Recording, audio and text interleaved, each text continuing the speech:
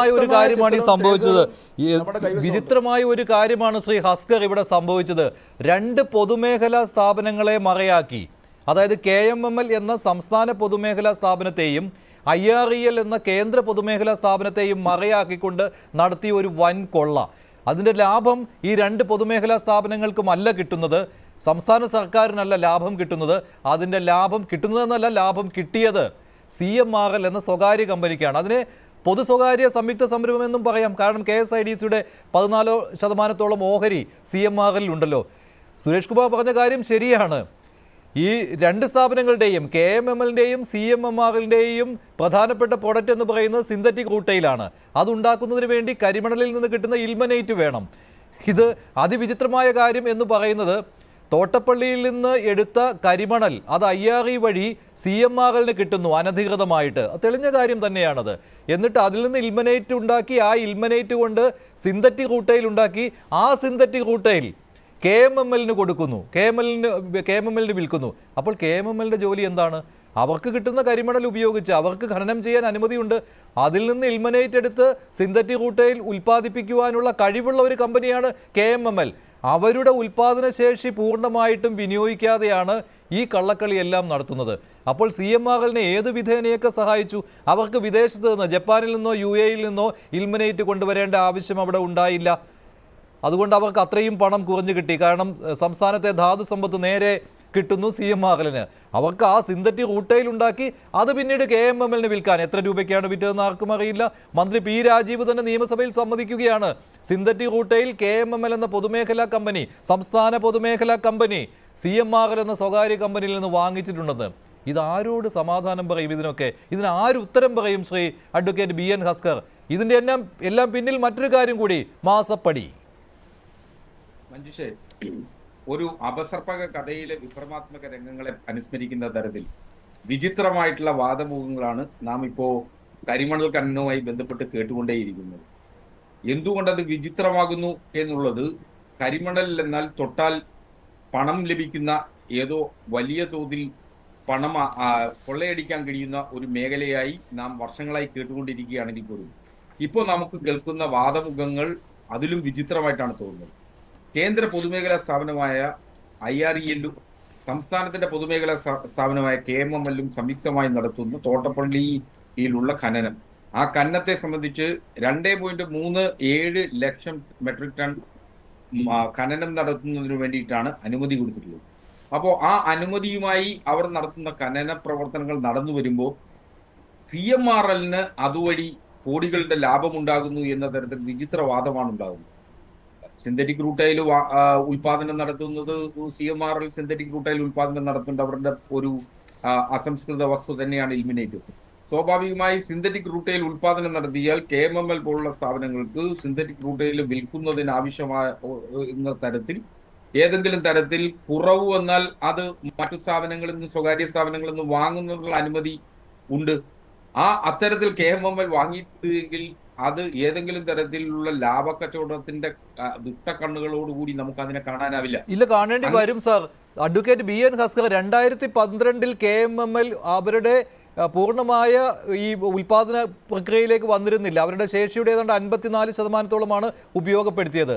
അത് ഈ പറയുന്ന കാലഘട്ടത്തിൽ ഈ CMRLൽ നിന്ന് സിന്തറ്റിക് റൂട്ടിൽ വാങ്ങുന്ന കാര്യത്തിൽ അതിനേക്കാൾ കുറവായി മാറുന്നു. അത് മാത്രമല്ല, ആ സമയത്ത് അവർ കരിമണൽ കിട്ടുവാൻ ഒരു ബുദ്ധിമുട്ടും KMML ഇല്ലാത്ത കാലഘട്ടമാണ്. അതായത് അവർക്ക് തോട്ടപ്പള്ളിയിൽ നിന്ന് കൊണ്ടുപോകുന്ന കരിമണലുണ്ട്, അതുപയോഗിച്ച് സിന്തറ്റിക് റൂട്ടയിൽ ഉണ്ടാക്കാം. എന്നിട്ട് അത് ഉണ്ടാക്കാതെ അത് ആ മണലെടുത്ത് CMRLന് കൊടുത്തിട്ട് അവരെ കൊണ്ട് സിന്തറ്റിക് റൂട്ടയിൽ ഉണ്ടാക്കിച്ചിട്ട് അത് വാങ്ങുന്നു. ഇത് P. രാജീവ് നിയമസഭയിൽ സമ്മതിച്ച കാര്യമാണ്. ഈ 13/2/2024 AP അനിൽകുമാറും ഉമാ തോമസും റോജി M. ജോണും ഷാഫി പറമ്പിലും ചോദിച്ച ചോദ്യത്തിന് ചവറയിലുള്ള പൊതുമേഖലാ സ്ഥാപനമായ Kerala minerals and metals limited KMML ഏതെങ്കിലും കാലഘട്ടത്തിൽ Cochin minerals and rutile limited കമ്പനിയിൽ നിന്നും സിന്തറ്റിക് റൂട്ടൈൽ വാങ്ങിയിട്ടുണ്ടോ? വിശദമാക്കാമോ? ഉണ്ട്. 2008 മുതലേ ഉണ്ട്. 2020 വരെയുള്ള കാലഘട്ടത്തിലാണ് സിന്തറ്റിക് റൂട്ടൈൽ വാങ്ങിയിട്ടുള്ളത്. രണ്ടാമത്തെ ചോദ്യമുണ്ട്. ഇൽമനേറ്റിൽ നിന്നും ഇരുമ്പ് വേർതിരിച്ച് സിന്തറ്റിക് റൂട്ടൈൽ നിർമ്മിക്കുവാനുള്ള സാങ്കേതിക വിദ്യ KMML കമ്പനിയിൽ തന്നെ ഉണ്ടെന്നിരിക്കെ കൊച്ചിൻ മിനറൽസ് ആൻഡ് റൂട്ടൈൽ ലിമിറ്റഡിൽ നിന്ന് സിന്തറ്റിക് റൂട്ടൈൽ വാങ്ങിയ സാഹചര്യം എന്താണെന്ന് വിശദീകരിക്കാമോ? കമ്പനി ഉൽപ്പാദിപ്പിക്കുന്ന സിന്തറ്റിക് റൂട്ടയിൽ ടൈറ്റാനിയം ഡയോക്സൈഡ് ഉൽപ്പാദനത്തിന് മതിയാകാതെ വന്ന സാഹചര്യത്തിലാണ് ടെൻഡർ വഴി പുറമേ നിന്ന് സിന്തറ്റിക് റൂട്ടയിൽ വാങ്ങിയത്. ഈ KMML-ഉം CMRL-ഉം തമ്മിൽ, CMRL എന്ന സ്വകാര്യ കമ്പനിയിൽ നിന്ന് വാങ്ങേണ്ടത് ഏത് സാഹചര്യത്തിലാണെന്ന് രാജീവ് പറഞ്ഞ കാര്യമാണോ ജനങ്ങൾ വിശ്വസിക്കേണ്ടത്? Advocate BN Haskar. P Rajeev നിയമസഭയിൽ പറഞ്ഞ കാര്യങ്ങളിൽ എന്താ സംശയവുമാ ബാക്കി നിൽക്കുന്നത്? വളരെ കൃത്യമായി അദ്ദേഹം അക്കാര്യത്തെ സംബന്ധിച്ച് തന്റെ നിലപാടും സംസ്ഥാന സർക്കാരിന്റെ പൊതുമേഖലാ സ്ഥാപനമായ KMML നടത്തി വരുന്ന പ്രവർത്തനങ്ങളെ സംബന്ധിച്ചും സുതാര്യമായിട്ടല്ലേ പറയുന്നത്. നമ്മളൊരു വിവരാവകാശമുള്ള ഒരു ജനതയാണ്. സ്വാഭാവികമായും ഈ വിവരങ്ങൾ വിവരാവകാശം വഴി ചോദിച്ചാൽ നിശ്ചയമായും പൊതുമണ്ഡലത്തിലേക്ക് വരുന്നതാണ്. ഒന്നും ഒളിച്ചു വെക്കാൻ ഇക്കാര്യത്തിൽ ഇല്ല എന്നുള്ളത് തന്നെയാണ് കാര്യം. അങ്ങനെയാണെങ്കിൽ 2.34 ലക്ഷം ക്യൂബിക് മീറ്റർ കരിമണൽ ഖനനം ചെയ്യുവാനുള്ള അനുമതി കൊടുത്ത സ്ഥലത്ത് തീരാതെ 54 ലക്ഷത്തിൽ വന്നെത്തി നിന്നത് എങ്ങനെയാണ്? അത് തീർന്നത് തൽക്കാലത്തേക്ക് നിർത്തിവെച്ചത് എങ്ങനെയാണ്? ജനങ്ങളുടെ പ്രതിഷേധം കൊണ്ടല്ല. ഈ മാസപ്പടി വിവാദം പുറത്തായി ഇത് വല്ലാതെ ഈ പ്രതിച്ഛായ നഷ്ടമുണ്ടാക്കുന്നു എന്ന തോന്നലുണ്ടായതുകൊണ്ടും ഈ അന്വേഷണങ്ങൾ വരുന്നുണ്ടല്ലോ എന്നുള്ള തിരിച്ചറിവിലുമാണ് ഇപ്പോൾ തൽക്കാലത്തേക്കെങ്കിലും നിർത്തിവെച്ചിരിക്കുന്നത്. അപ്പോൾ ഇത് ഈ അമൂല്യമായ ധാതു സമ്പത്ത് ഇത് സംസ്ഥാനത്തിന് വേണ്ടി വിനിയോഗിച്ചില്ല. അതിൽ ലാഭം കൂടുതൽ കിട്ടിയത് CMRL-നാണ്, സംശയമില്ലല്ലോ. CMRL നഷ്ടത്തിലായിരുന്നു എന്ന കാര്യം മുഖ്യമന്ത്രിക്ക് നൽകിയ മെമ്മോറാണ്ടത്തിൽ CMRL തന്നെ വ്യക്തമാക്കിയതാണ്. അതിനവരുള്ള നിർദ്ദേശങ്ങളും അവർ മുന്നോട്ട് വെച്ചിരുന്നു, എങ്ങനെയൊക്കെ സംസ്ഥാന സർക്കാർ സഹായിക്കണമെന്ന്. ആ നിർദ്ദേശങ്ങൾ, ആ മെമ്മോറാണ്ടത്തിൽ പറഞ്ഞ കാര്യങ്ങൾ അക്ഷരം പ്രതി സംസ്ഥാന സർക്കാർ നടപ്പാക്കി കൊടുത്തിട്ടുണ്ട്. അതിനുള്ള വഴിയും സർക്കാർ തിരഞ്ഞെടുത്തു. അതാണ് KMML IRE CMRL നെക്സസ്. അവിടെ ഇരയായത് തോട്ടപ്പള്ളി. കുട്ടനാടിനെ രക്ഷിക്കാൻ എന്ന ഭാവേന നടത്തിയ ഒരു ഒത്തുകളി, അത്രയേ ഉള്ളൂ. ജനങ്ങൾ പറയുന്നു അതുകൊണ്ട് ഒരു ഉപയോഗവും ഉണ്ടായിട്ടില്ല ജനങ്ങൾക്കെന്ന്. അവിടെ സ്പിൽവേ ക്ലിയർ ചെയ്ത് വെള്ളം കൃത്യമായിട്ട് ഒഴുകിപ്പോകണമെങ്കിൽ, കടലിലേക്ക് ഒഴുകിപ്പോകണമെങ്കിൽ ഈ രീതിയിലുള്ള മാർഗമല്ല അവലംബിക്കേണ്ടത്. അങ്ങനെയല്ല സ്വാമിനാഥൻ കമ്മീഷൻ പറഞ്ഞിരിക്കുന്നത്, അങ്ങനെയല്ല IIT പറഞ്ഞിരിക്കുന്നത്. മുകളിൽ തണ്ണീർമുക്കം ബണ്ടുണ്ട്, അവിടെ എന്താണ് ക്ലിയറൻസ് നടത്താത്തത്? ഇതൊന്നും നടത്താതെ എവിടെ കരിമണലുണ്ടോ അത് വാരിക്കോളൂ, അതായത് മണൽ നീക്കം ചെയ്യുന്നു എന്ന രൂപേണ. മഞ്ജുഷ, സ്വാമിനാഥൻ റിസർച്ച് ഫൗണ്ടേഷനും അതുപോലെ IIT മദ്രാസും നടത്തിയുള്ള സംയുക്ത പഠനത്തിന്റെ റിപ്പോർട്ടുകളുടെ അടിസ്ഥാനത്തിലാണ്, സ്വാഭാവികമായും ഡിസാസ്റ്റർ മാനേജ്മെന്റ് തീരുമാനത്തിന്റെ അടിസ്ഥാനത്തിലാണ് തോട്ടപ്പള്ളിയിൽ ഖനനാനുമതി നൽകുന്നത്. അപ്പോൾ അതൊരു ശാസ്ത്രീയ പഠനത്തിന്റെ കൂടി അടിസ്ഥാനത്തിലാണ്. കുട്ടനാടിനെ രക്ഷിക്കുക എന്ന ഏറ്റവും വലിയ രാഷ്ട്രീയ ദൗത്യം, കൃഷിയെ നിലനിർത്തുക എന്ന ഏറ്റവും വലിയ സാമൂഹിക പ്രതിബദ്ധതയാണ് ഇക്കാര്യത്തിൽ തോട്ടപ്പള്ളിയിൽ നടത്തിയിട്ടുള്ള ഖനനവുമായി ബന്ധപ്പെട്ടുള്ളത്. അതിന്റെ കണക്കുകളെ സംബന്ധിച്ച് ഇപ്പോൾ 5.87 ലക്ഷം ടൺ ഖനനം നടത്തിയിട്ടുണ്ട് എന്ന അർത്ഥത്തിലൊക്കെ തന്നെ ഇപ്പോൾ കണക്കുകൾ വരുന്നു.